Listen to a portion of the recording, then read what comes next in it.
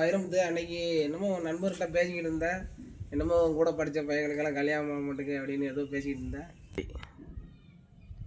ஏன்னே அதுவானே அது நானும் முத்துக்குமாரும் எப்பயுமே பேசிக்கிட்டு இருப்போம். அந்த முத்துக்குமார் தான் என்ன செய்வான் பார்த்தீங்கன்னா, யார் கல்யாணமாவது எங்கள் பசங்க கல்யாணம் வருதுன்னா அன்னைக்கு வந்து லிஸ்ட் எடுத்து போடுவான். எங்கள் இப்போ செட்டில் இத்தனை பையங்களுக்கு கல்யாணம் முடியலன்னு பேரோடு போடுவான். எனக்கு நான் கூட போடாதடா அப்படின்னு சொல்லி சொல்லுவேன். ஏன்னா கல்யாணம் முடிக்கல அப்படிங்கிற சங்கடத்தில் இருப்பான் ஏற்கனவே. அதில் இவன் வேற சொல்கிறது ரொம்ப கஷ்டப்படுத்தும்ல அந்த பசங்களையும் அப்படின்னு நினைப்போம்னே. அது ஏன்னானே என்ன ரீசன் பார்த்தீங்கன்னு வச்சுக்கோங்களேன், எல்லாம் பசங்களும் குடிக்கி அடிக்ட் ஆகிட்டாங்க. நிறையா பசங்க பார்த்தீங்கன்னா ரொம்ப அடிக்ட் ஆகி போய் வேலைகளுக்கும் போகிறது கிடையாது. அப்போ பெற்றோர் என்ன நினைக்கிறாங்கன்னா, என்ன சொல்லி என் பிள்ளைக்கு நான் பொண்ணு கேட்பேன் அப்படிங்கிற மனநிலைக்கு போயிட்டாங்க. அவன் இப்போ கூட படிக்கிற நண்பர்கள் என்ன மனநிலைக்கு போயிட்டாங்கன்னா, நம்மளாம் இதுக்கு சரிப்பட்டு வர மாட்டோம், நம்ம என்னன்னு போய் இனிமேட்டு கல்யாணம் முடிச்சு என்ன செய்ய அப்படிங்கிற கணக்கு அவன் தன்னைத்தானே குற்றுணர்வுக்குள்ள வந்துட்டாங்க நிறையா பசங்க. இப்படி தான் சூழல் இருக்குனே. அதை தான் இன்றைக்கி பேசிக்கிட்டு இருந்தோம். பசங்கள்லாம் இப்படி இருக்கிறாங்கடா, நம்ம கிளாஸ்மேட் பையங்க பார்க்கும்போது நமக்கு சத்தம் கொடுக்க நமக்கு சங்கடமாக இருக்குது, அவன் நம்மளை பார்த்து பேசும்போது நமக்கு சங்கடமாக இருக்குது. இப்படி தான் சூழல் தொடர். அது மாதிரி குடியும் அது போதைப் பொருளுமே அதிகமாகி இப்போ ரொம்ப அது ரொம்ப சங்கடம். அது என்ன சொல்ல, நீங்க நினைச்சு பாருங்க, இந்த மதுவால தான் ஏகப்பட்ட குற்றம் நடக்குது. கல்யாணம் முடிக்காத பசங்க வரைக்கும் கல்யாணம் முடிக்கலன்னு சங்கடம், கல்யாணம் முடிச்சிட்டாம்னா பொண்டாட்டி வச்சு காப்பாத்திடுவானான்னு சங்கடம், அதுக்கடுத்து பிள்ளை குட்டியை நல்லபடியா படிக்க வச்சிருவானான்னு சங்கடம், இல்லைன்னா குழந்தை எல்லாமே நிறைய பேர் இருக்கு. ஆமா, குழந்தை இல்லைங்கிறது சங்கடம். அதுக்கடுத்து வண்டியில போகும்போது ஆக்சிடென்ட் ஆகி இறந்துருந்தாங்க. குடிப்போதையில தான் நிறைய 90% மரணம் வந்து குடிப்போதையால தான் நடக்குங்கிறாங்க.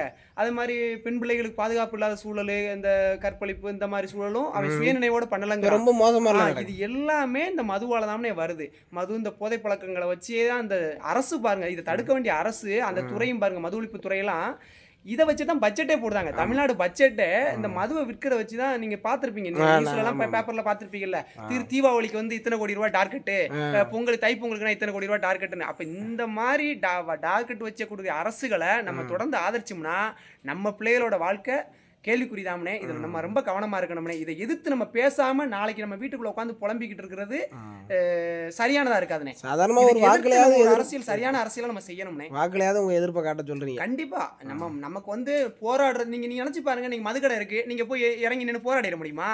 நீங்கள் போராடினீங்கன்னா என்ன பண்ணுவாங்க? வழக்கு போட்டு நீங்கள் வாழ்நாள் ஃபுல்லாக வழக்குக்கு பின்னாடி தான் நடக்கணும். அரசு எதிர்த்துனா அவ்வளோ ஈஸியாக நம்ம வந்து போராடிட முடியாது. நான் என்ன சொல்கிறேன்னா, போராட்டத்தை விட எளிமையானது ஜனநாயக நாட்டில் வாக்குரிமை தான். அப்ப அந்த இதை தடுக்கக்கூடியதை, இதுக்கு மாற்றா ஒரு சொல்லக்கூடிய எந்த கட்சி சொல்லுதோ அந்த கட்சி ஆதரிங்க. இன்னைக்கு நிலைமைக்கு நாம் தமிழர் கட்சி மட்டும்தான் இதுக்கு மாற்ற பேசிக்கிட்டு இருக்காங்களே தவிர, இந்த திமுக அதிமுக ரெண்டு கட்சியுமே மதுவை வச்சு தான் பட்ஜெட்டே போடுறாங்க.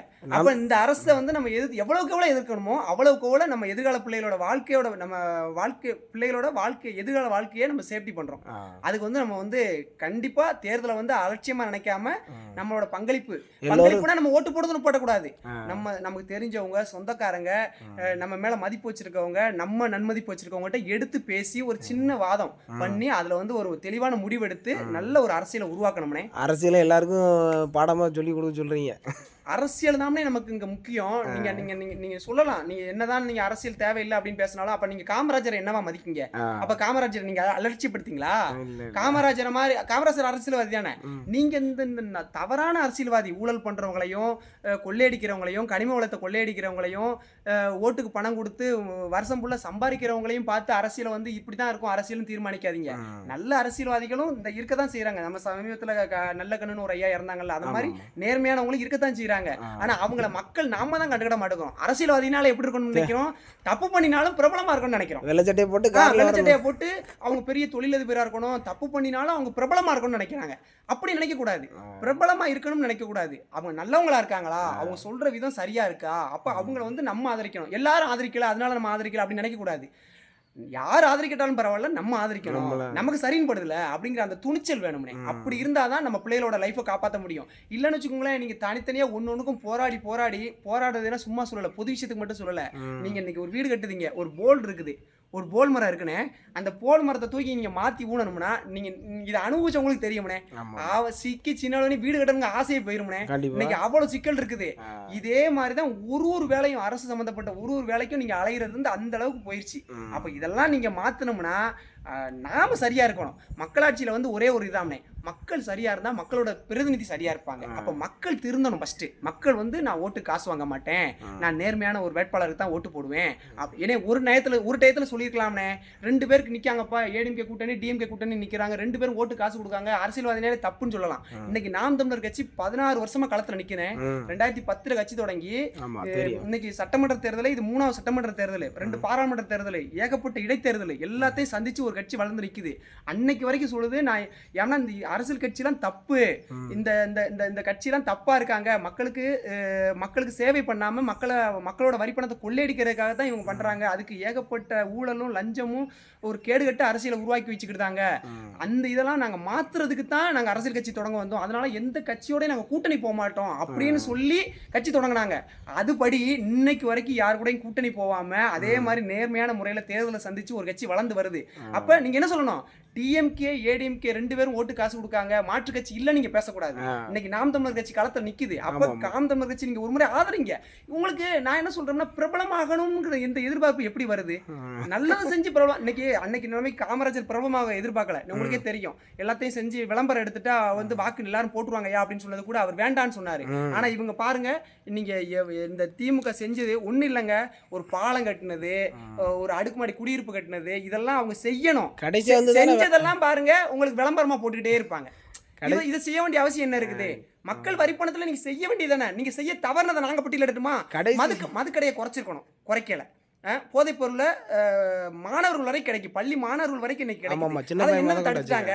அந்த காவல்துறையில போயிருங்க, நீங்க ஒண்ணு இல்ல, டாஸ்மாக் இருக்கு நம்ம பக்கத்துல சுக்கனாமுத்தூர் இருக்குல்ல, டாஸ்மாக் வேண்டாம்னு சொல்லி அந்த மக்களை அடிச்சு அந்த கடையை ஓட விட்டாங்க திறக்கும் போது, இந்த மாங்குடியிலையும் சொக்கனாமுத்தூர்லையும்.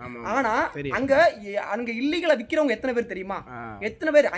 எனக்கு தெரிஞ்சு 5-6 பேர் விக்கிறதா சொன்னாங்க. அதாவது டோர் டெலிவரி மாதிரி விற்கிறாங்களாம். டோர் டெலிவரி மாதிரி எந்த டயத்துல கேட்டாலும் ஃபோன் பண்ணாலும் சரக்கு பத்தெல்லாம் கொண்டு வந்து கொடுப்பாங்களாம். இல்ல எந்த மரத்துல கல் இறக்குறாங்கன்னு வந்து கண்டுபிடிச்சு கரெக்டா அரெஸ்ட் பண்ற அதிகாரி இருக்காங்க. ஏன் அப்ப இவங்கள மட்டும் பிடிக்க மாட்டேங்காங்க? என்ன காரணம்? அவங்க வந்து முன்னாடியே முன்பணமா கொடுத்துடுறாங்க.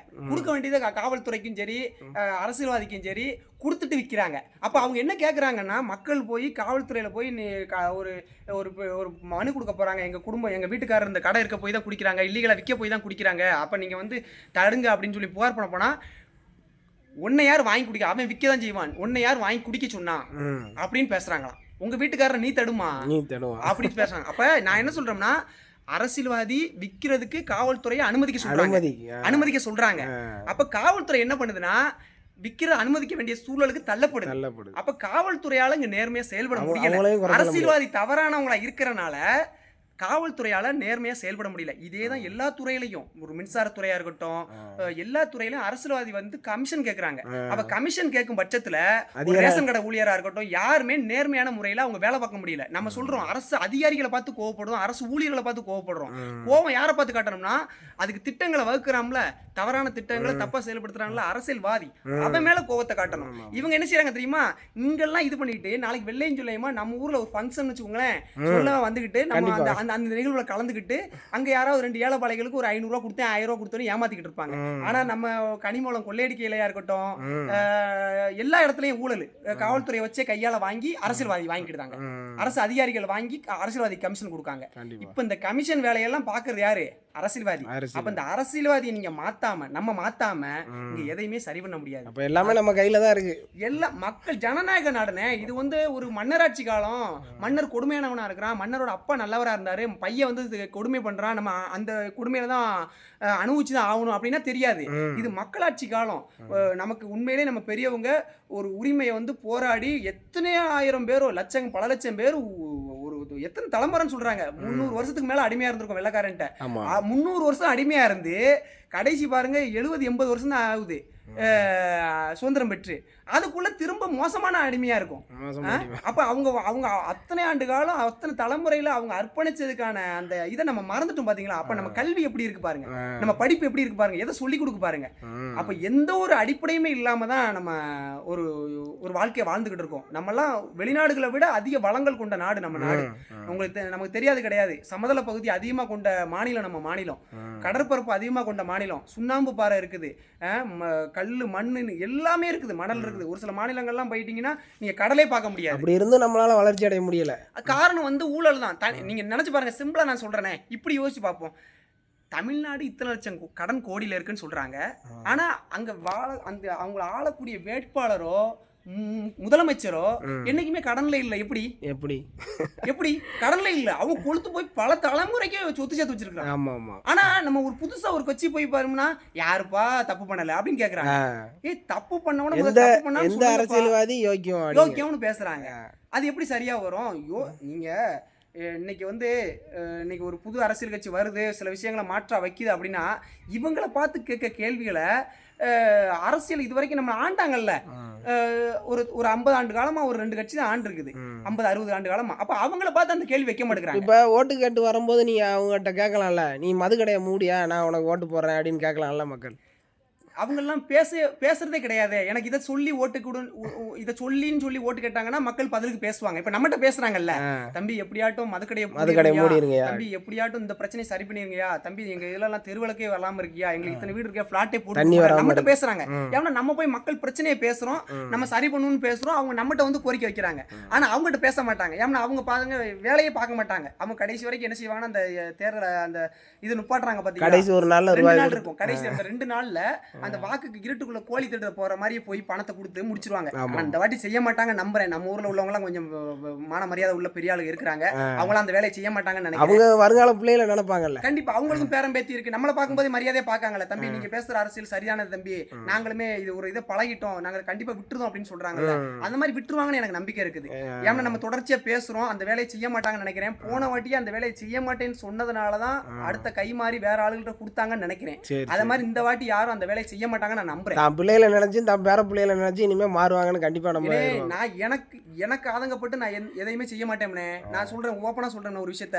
எனக்கு சாதகம் பார்த்ததோ, எனக்கு சாதகம் பார்த்து கல்யாணம் முடிச்சதோ நான் கிடையாது. ஆனா என் குழந்தை பிறக்கும் போது நல்லது கிட்டதெல்லாம் பார்க்கணும் அப்படின்னு ஒரு ஆசை வருது. பேரம் பேத்திக்கினா இன்னும் ஆசை அதிகமாகும். அது மாதிரி நம்ம பெரியவங்களுக்கும் அது உணர்வாங்க. அவங்களுக்கு அவங்க வாழ்க்கைன்னு பார்க்கும்போது அவங்க கஷ்டப்பட்டிருக்க மாட்டாங்க. ஆனா அவங்க பெரியவங்க வாழ்க்கைன்னு வரும்போது பாருங்க, அவங்க பிள்ளைகளோட வாழ்க்கை, பேர பிள்ளைங்க வாழ்க்கைன்னு வரும்போது பாருங்க, இதெல்லாம் கண்டிப்பா மாத்திக்கிடுவாங்க நம்புறேன். கண்டிப்பா.